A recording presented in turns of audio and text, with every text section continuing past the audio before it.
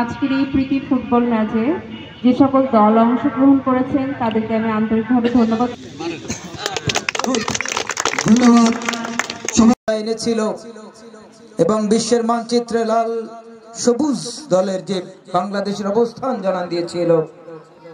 আমরা শ্রদ্ধাভরে স্মরণ করছি সেই ৭১ সালের সমস্ত শহীদদের আত্মার মাগফিরাত কামনা করছি আজকের অনুষ্ঠানের মধ্য দিয়ে। ২০২৪ সালের ডিসেম্বরের যথারীতি আজকে ২২ তারিখ। ইতিমধ্যে দুইটা দল তারা ফুটবলের মৌনযুদ্ধে লিপ্ত হয়ে গেছে সোনাতলা স্টেডিয়ামে। গেছে নিয়ন্ত্রণে সবুজ দলের খেলোয়াড়, ভুল পাস হয়ে গেল জার্সি নাম্বার ২ সৌরভ। কি করবেন কাটাবার প্রত্যয় সেন্টার সার্কেল থেকে রাইট ইন পজিশন থেকে আকাশ চমৎকার হয়ে বেড়েছেন। ১০ নম্বর জার্সি রজিত কড়া মার্কিং এ রেখেছে যাতে রক্ষণ ভাগের খেলোয়াড় উইং ব্যাক পজিশন থেকে চমৎকার আক্রমণ সবুজ দল। ব্যাক পাস কি করবেন রাখতে পারেন, লম্বা করে বাড়িয়েছেন যাতে দলীয় ক্যাপ্টেন রাব্বি চমৎকার ভাবে বাড়ালেন। সৌরভ রাখতে পারেনি, প্রতিপক্ষের আক্রমণ লাল দল এখানে কাকে দেবেন প্রান্ত বদল করে বাড়িয়েছেন।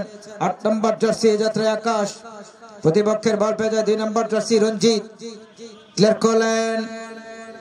১০ নম্বর জার্সি আবার রিমন, রিমন থেকে বল পেয়ে যায় জার্সি নাম্বার ৩০ প্রতীক। ভুল পাস হয়ে গেল, মিস পাস থেকে রিফ্লেক্টেড বল পেয়ে যায় রাব্বি, এটাতে মাইনাস হতে পারে।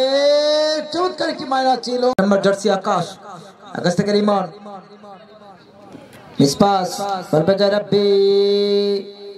ফাউল। ফুটবল একাডেমি দীর্ঘদিন হলে পরিচালনা করছেন, ইতিমধ্যেই অনেকটা জেলায় খেলেছে সোনাতলা ফুটবল একাডেমি।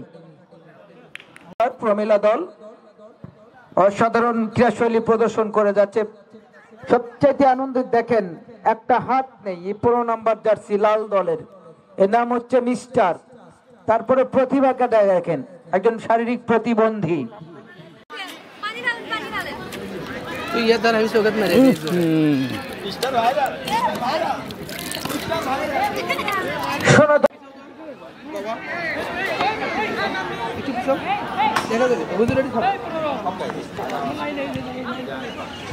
ক্যাপ্টেন রাব্বি দলের ক্যাপ্টেন লাল দলের এই খেলোয়াড়।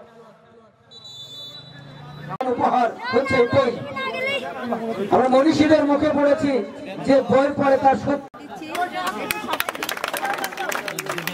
মূল্যবান উপহার বই দিচ্ছেন স্যার। স্বীকৃতি প্রামাণিক উপজেলা নির্বাহী কর্মকর্তা সোনাতলা উপজেলা প্রশাসন। এরপর চারটা বল প্রদান করছেন উপজেলা নির্বাহী কর্মকর্তা জনাব স্বীকৃতি প্রামাণিক সোনাতলা উপজেলা ক্রীড়া